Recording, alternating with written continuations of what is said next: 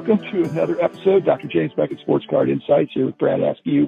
As you can see from the show notes, we're going to talk about Brad's origin story and get some feedback, some excellent feedback from him. He sent me a nice email with enough details that I could see the makings of an excellent interview. So before we jump into Brad, let me thank my sponsors, Topps, Panini, and Upper Deck, Heritage Auctions, Hudson Scott Auctions, Burbank Sports Cards, Mike's Stadium Sports Cards, Beckett Media, including Beckett Grading and Beckett Authentication, as well as ComC.com. Excellent sponsors, but I also have excellent guests. So, Brad Askew, welcome to the show. Thank you so much, Jim. It's a pleasure being with you, and really excited to do this.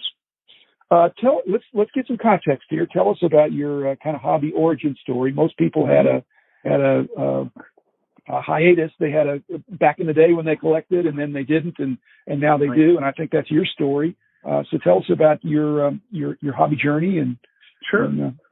I think I can trace it back really a little bit to my mom, or to my dad directly, and my mom indirectly in a way with me collecting. And I'll explain that. My dad was born in '39 and was a collector of cards, when he was young. So I would assume he, had late 40s, early 50s, some of those Bowmans and early Topps cards and stuff. And unfortunately, like you, who, was given the box of your dad's cards, all mine were thrown out by my grandmother back in the day. No. Yeah, exactly. There are a few million people out there who bemoan that all the time, right? But my dad always described it as, I think the way he described it to me was, I had a couple of chest of drawers full of, or at least drawers within a chest of drawers that were full of old cards. I think to myself, oh my gosh, if we could only have them back. But so those were thrown out ages ago. And I remember when years later when I was an adult, my mom made a comment that it was after my dad had passed away, which was in 2000, I think. But she said, I remember when you were little, when you were like 10 or 12, I made a comment to your dad, you need to do something with Brad, something, do a hobby or something where y'all can bond more or spend more time together or whatever. And that would have been around 80 or 81 when I was about 12. And my uncle had gotten into collecting cards again at that point, my dad's brother. So the three of us started doing it together. And many of my favorite memories of growing up involved cards and going to local card shows and card shops as they started to pop up around Atlanta and around. I grew up in the Atlanta market, Atlanta area, and I don't know if you know, Barry Sanders was a sports card, Atlanta Sports Cards. He was the guy that we bought and sold from a lot. There was a store in Decatur, Georgia called the Paper Chase, which not only had books and magazines and comics, but were big into cards. And we bought a ton of stuff through there when, those early 80s range.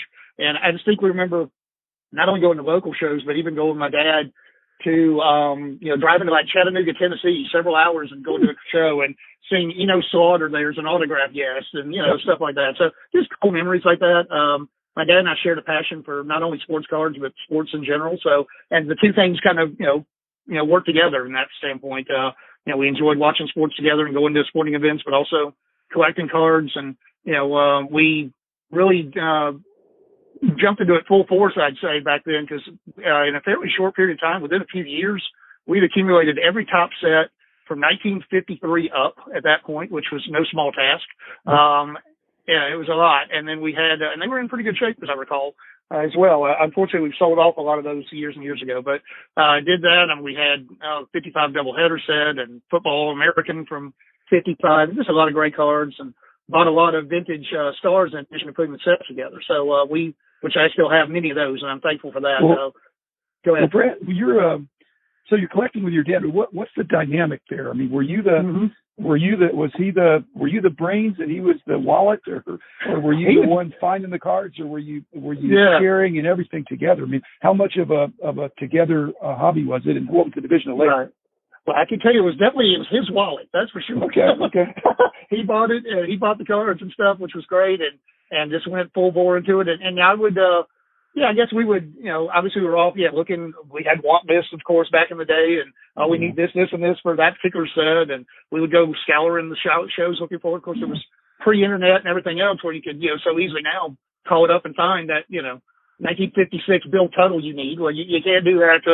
You couldn't do it back then like that. So we had to go search them out. It was definitely his wallet, but he enjoyed sorting cards. I think my dad used it a lot as kind of give him a break from work and travel and everything that he did. He'd come home and he'd be sorting cards even when I wasn't there. I mean, he enjoyed opening it up. We would do vending cases together or open packs, and he enjoyed sorting them and, putting them in numerical order and all that stuff. So it was something he enjoyed as well. I think it was kind of a diversion for him. It was, from that standpoint. You said you love sports. Was that a big part of it? And frankly, all you've been mentioning are baseball. Was it all baseball or? It was largely baseball. We did do some. I remember buying some basketball cards, kind of late '80s, like the hoop sets that you talked profiled earlier. And I remember we bought those, did a lot of that. Some of the later Fleer.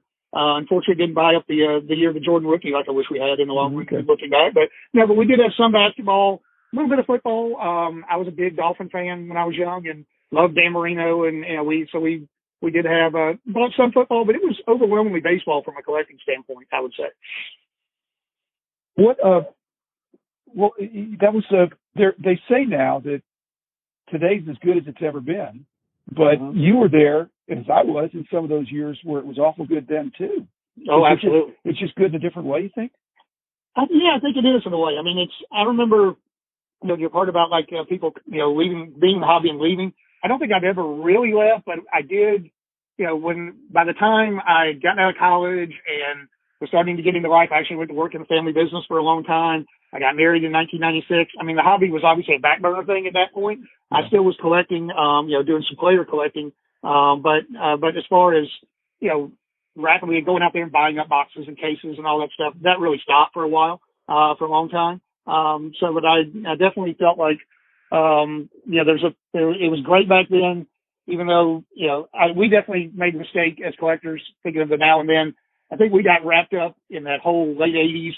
Oh my gosh, this is the stuff that everybody's going to want for all this future time, let's kind of sell off some of the older cards in order to buy these hot new 1988 Donruss cards, that kind of thing. So we were crazy enough to do that kind of thing. You weren't the only one. No, I was not. I mean, it's no, not, you're but I've had several what were we thinking? Regrets, but that's a major one, no doubt. And I think other people on your podcast have made a good point. It is different now.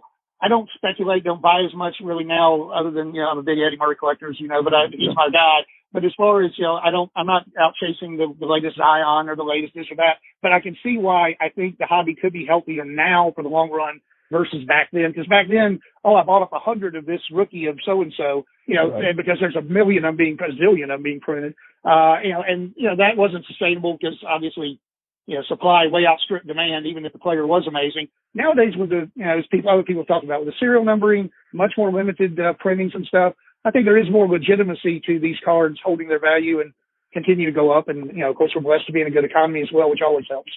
So what's your collecting approach now? Sounds like back in the 80s, it was completing sets and a little bit of player collecting. Is it mostly the Eddie Murray or other kind of player collecting, or are you still completing sets? Well, no, I really don't open part of me regrets it. I really don't open packs now much at all. And part of me thinks, it'd be fun to do that. But I don't know that I would, it would lead to a lot of cards that I wouldn't know what to do with or wouldn't have, really a use for per se, because I do collect mainly Eddie Murray as my player collector. And then I still on occasion buy some vintage stuff. My dad and I back in the day, we really focused on the Topps era. And a little bit of Bowman, but we were mainly 52 Topps and up. And that was all we really bought. And I never, even in all these years of collecting, and I've been collecting for 40 years, I never owned a tobacco card until probably 4 or 5 years ago. I'd never owned any Goudies or any of those. And, I've got some certain dealers I buy from, and I, was at one of the shows they do or whatever, and I'm like, even if it's not great condition, it's not a Hall of Famer, I want to have a few tobacco cards just to have them, So, I mean, so I've bought some T206s, and I bought some off-condition Star Goudies or play balls and stuff like that. And I really enjoy those. I enjoy having those, and so part of me would like to kind of collect moving forward. It's not a focus of my collection, but I'd kind of like to buy or have at least one original card of as many Hall of Famers as possible. Am I going to have a T206 Cobb? I don't know about that. Or am I going to have one of those expensive old Roots? Probably not, or maybe not. But I would like to get at least one Hall of Fame card of as many players as I can. And I do also collect on occasion. I see some game use or autos that are affordable of Hall of Famers. I'll pick those up too, because it's just, that's kind of the modern thing that I like, is some of those, cards of that nature. So you pick them up, but how do you display them? Or what kind of a relational aspect is there to, do you have a place or a way to display or to show people what you have, or are you very private about it?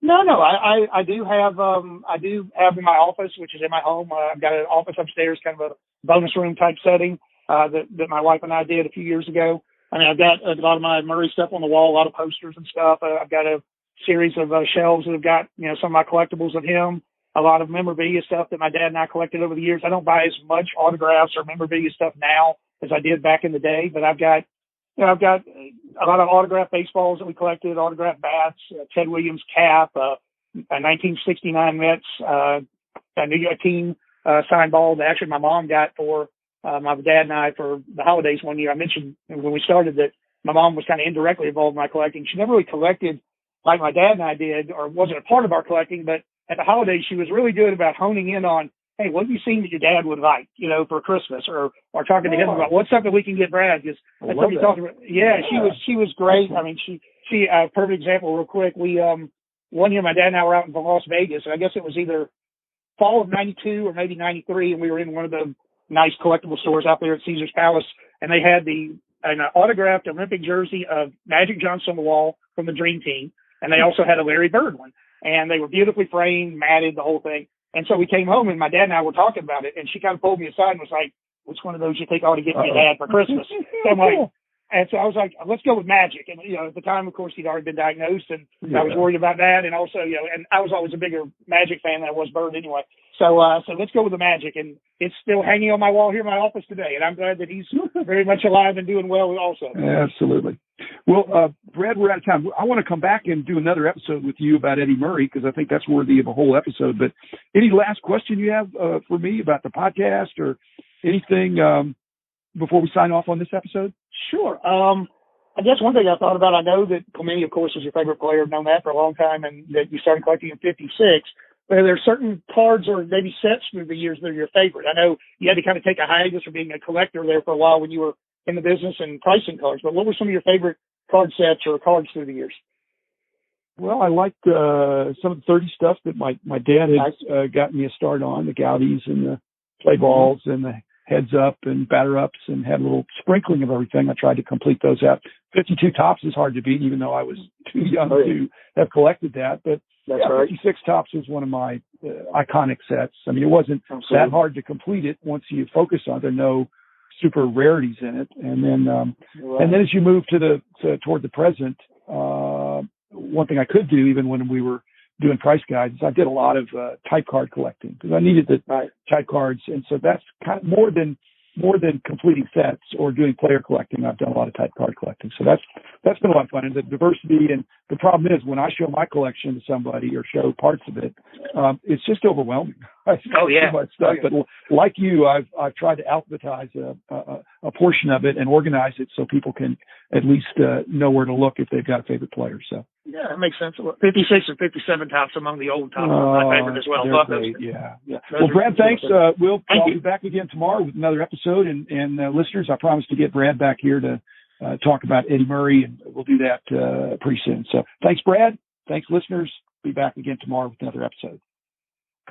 The man